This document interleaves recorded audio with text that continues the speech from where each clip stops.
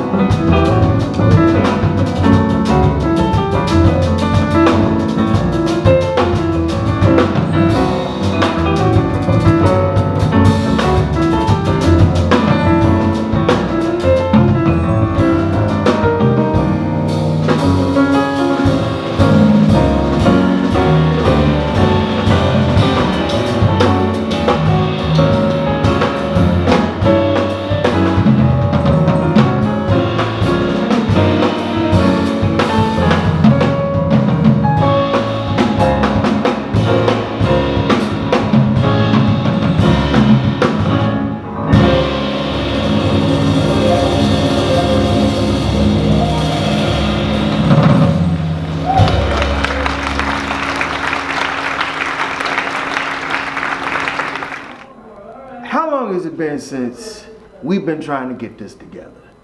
Well, I think I first met you at the Jazz Standard during the Wallace Roney Big Band Universe project. God, that's about 8-9 years ago. Yeah, a while ago. Man, and the world has seen you play with a myriad of luminaries and up and coming, Jazzmeia Horn, Wallace. I mean, as a person that's been playing this music for a long time, how do you feel as a band leader, leading your own band?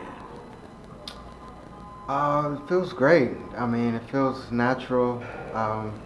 Composing has always been a big part of my musical development, and a lot of times being a sideman opens up doors to booking your own bands. So I've become familiar with a lot of the different venues in New York and other places around the world that I've been able to get my own band in there and really step out as a leader. Writing at this phase of your career, is it easier or harder? It gets easier because I've started to put less pressure on myself and started to be a bit more honest with what I'm hearing in my head and not second guessing myself. So the music is flowing in my head and I kind of just write down what I hear. That doesn't necessarily mean I'm going to perform every song I write, but a lot of the songs that have been coming out lately, especially lately, have been very nice. Things I'm excited to share. How do you approach the piano? What do you see? What do you hear? What do you feel when you hit those 88 keys? Well, it's hard to explain, but I relate a lot of my musical development and creativity to some of the music I grew up playing or grew up listening to, and a lot of that is a part of me. All the classic records and the records that my dad had around the house and was listening to. So it's all kind of related to the tradition of what's happened so far without trying to copy anything, just having it in my subconscious. So every time I play, it's sort of like giving reverence to the ancestors of the music and giving reverence to God and everything that came before me. The album is titled "In Our Time," and you do a very poignant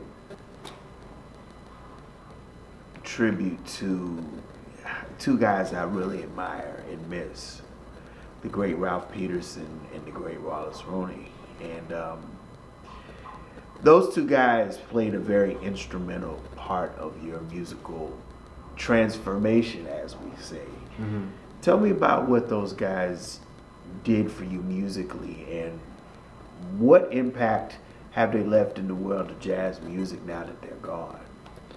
Oh, wow. Well, I first met Ralph Peterson at Berklee College of Music. Actually, my first couple weeks of attending the school, I was blessed to perform with the faculty band, and he was included in the band. And soon after, he asked me to be in his professional working band, which was a huge deal for me at 17. But from 17 up until he passed, he was just such a inspirational and encouraging figure in my life, and the amount of great compositions that he added to the jazz scene was just remarkable. And he reminded me always that composing was such a big part of being an artist, and I think he's really inspired a lot of people to write original music and to try to play in an original way. His style was so original and unmistakable. Same with Wallace Roney. He was being in his band for 4 years. I learned so much about just stepping up to the level you want to be at, and not saying you need to work on something, but just deciding that you're going to take the music to the next level. and he was always about innovation and never doing the obvious thing. He was constantly pushing the music forward and finding different ways to add your own something unique and to innovate. He was all about innovation, and that really stuck with me. Not to mention the professional experience that both of them gave me, and a lot of the just mentoring and musical growth that they encouraged in me will always be remembered. You know, I'll always be grateful for that.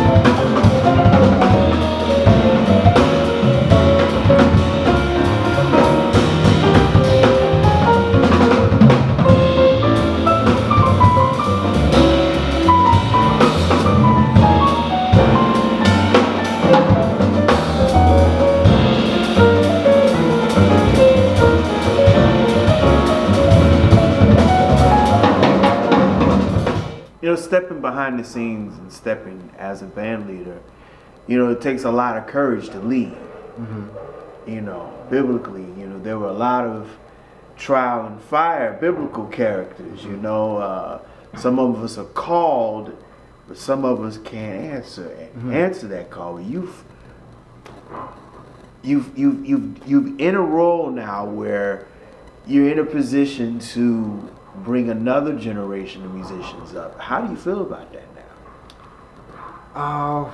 Well, it feels great. You know, I'm just fortunate to be around such great musicians, and I don't really see it as bringing anyone up yet. This band I'm working with now is they're my peers, you know, and we have a lot of similar musical interests and a lot of parallels in our careers. You know, we've made a lot of accomplishments at the same time, and you know, it feels really natural to play with people your age.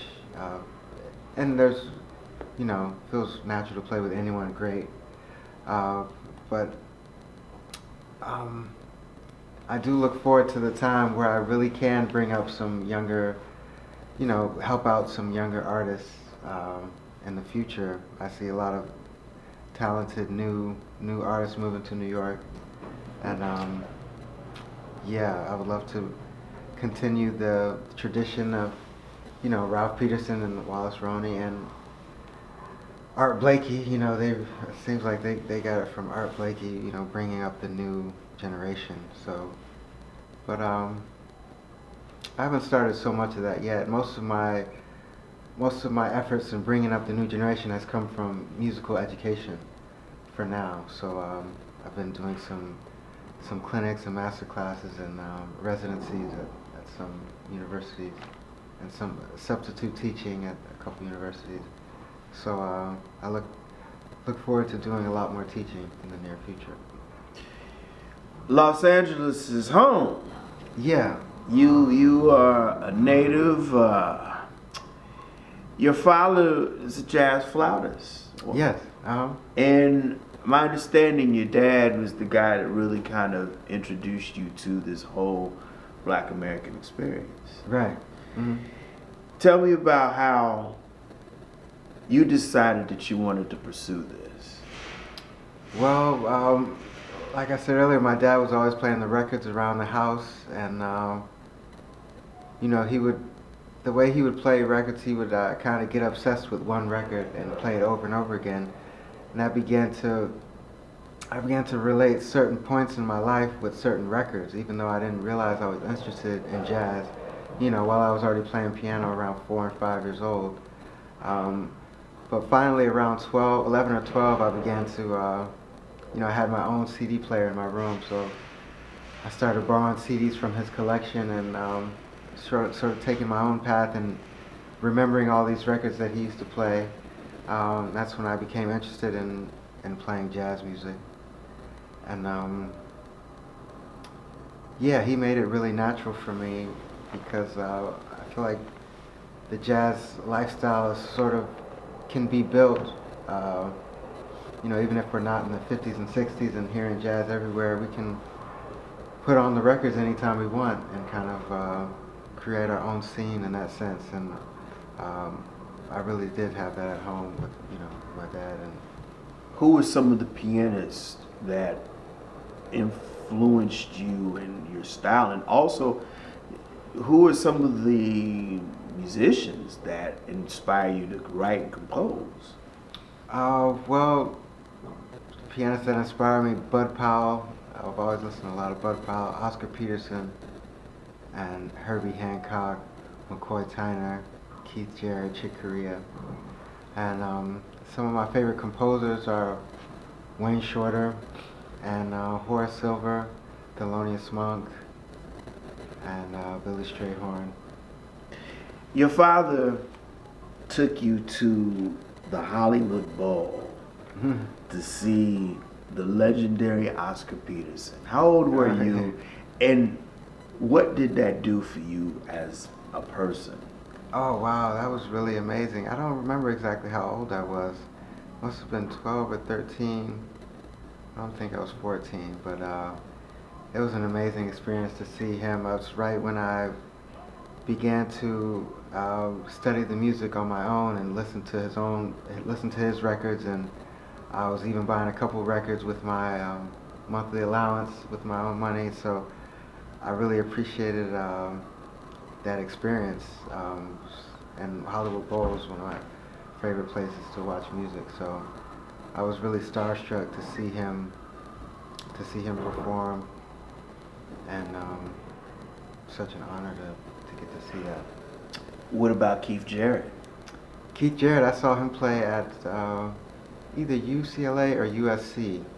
I was a bit older because I went with my friends, so I was 14 or 15, and that was just amazing. I do say I feel like I wasn't old enough to appreciate it as much as I would now, because I remember he was playing all ballads, and I wanted him to play one of the songs I was hearing from one of my favorite records, Whisper Not.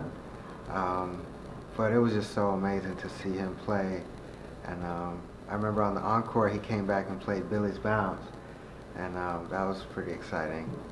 I wish I was able to appreciate ballads more when I was 14 years old, but I'm sure now I would have appreciated it a lot more. But he's definitely in my top 5.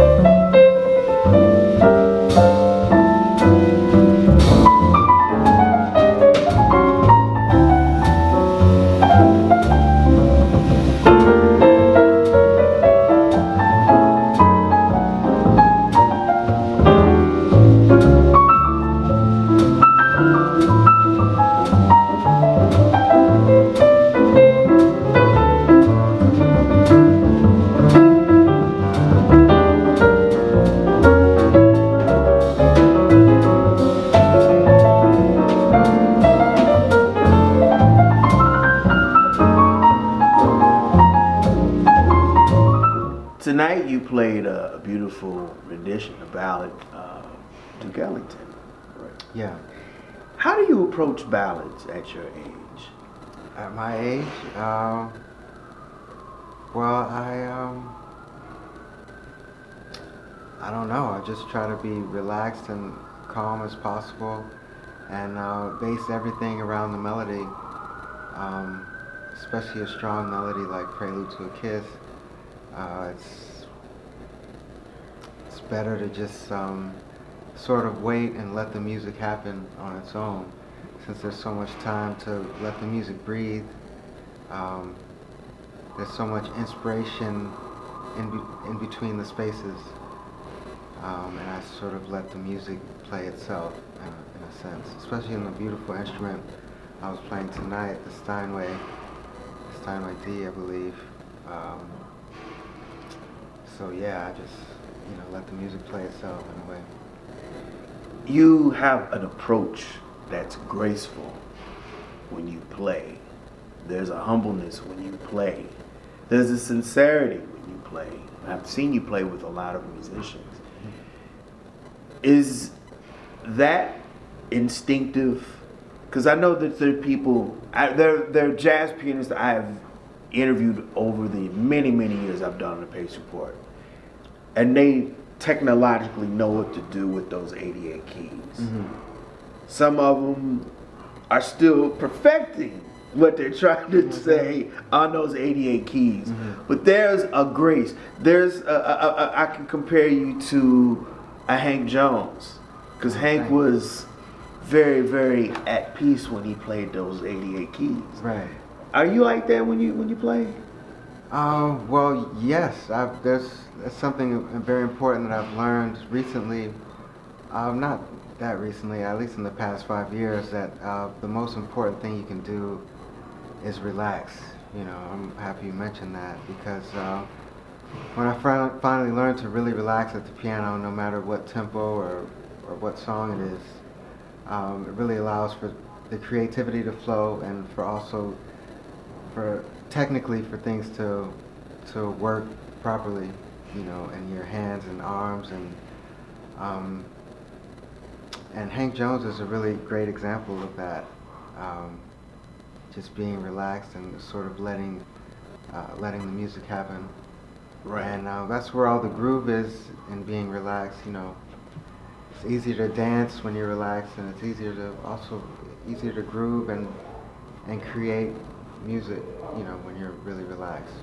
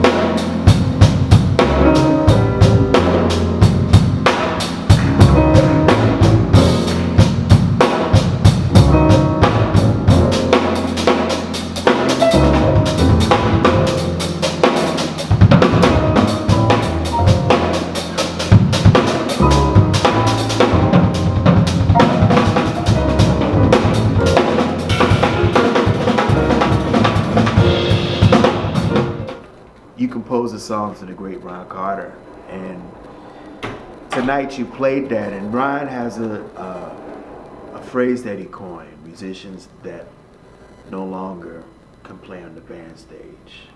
And we've lost some very important piano heavyweights. And I want your take and reflection on one, Chick Corea, and two, the great McCoy Tyner. Yeah, they were two just amazing, incredible forces in the music. I had the honor of meeting both of them and seeing both of them play live. And they've added so much to the music. I really appreciate how prolific both of them were as composers, and how busy they were as sidemen, how much they contributed as just sidemen before they became stars. And it's so hard to really equate how much they've actually contributed, because it's hard to keep track of who's copying who, but they seem to be two of the most influential piano players of modern piano music, of all time. And it's also a deep spiritual aspect to it that kind of relates to their personalities and their humanity. It really comes through the music, and is a big part of their legacy as well. Do you think, now that Wayne Shorter has joined the Ancestors, do you think that now we're going to be seeing places like Jazz at Lincoln Center and the Metropole Orchestra and many, many famous jazz festivals around the world now doing tributes in honor of him in his music and his compositions? Yes, well, I think people have always been paying tribute to Wayne, even Mr. Shorter, even before he passed, and I believe people will continue to do so. He has such a huge catalog of music. He was an incredibly prolific composer, and even a lot of his unrecorded music is amazing. I remember we're still working on releasing something we did with Wallace Roney, where I met you, actually. We recorded all of the Wayne Shorter his unreleased big band music, led by Wallace Roney. And that music, if memory serves me correct, Wallace told me that he lost the music like almost 50 years ago, right. And then somehow he found this music, right, and gave it to Wallace. Right, yeah, yeah, and we performed it several times and rehearsed it a bunch and finally recorded it. But I guess they had trouble getting it out. But there's a documentary that came out about that music a couple years ago, which was very nice. But I'm hoping that music can get released sometime soon.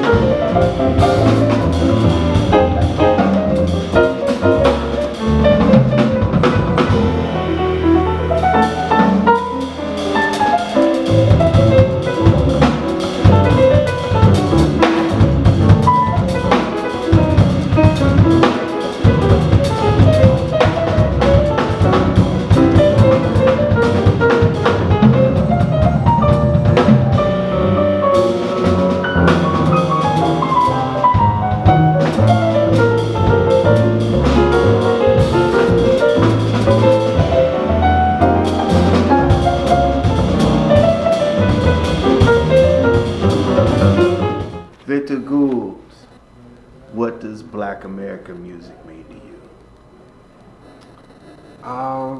Black American music, I guess, would include all music from America that's created by Black people or started by Black people. That term's been associated with jazz music mostly, I believe, but all Black American music sort of draws its roots from jazz music, in my opinion. So, in a way, jazz is kind of the ultimate Black American music. But the direction that pop culture is going, it seems like every genre nowadays is starting to incorporate some aspect of Black American music, which can be a good thing as long as history gives reverence to the people that originated a lot of these styles and a lot of these techniques and devices.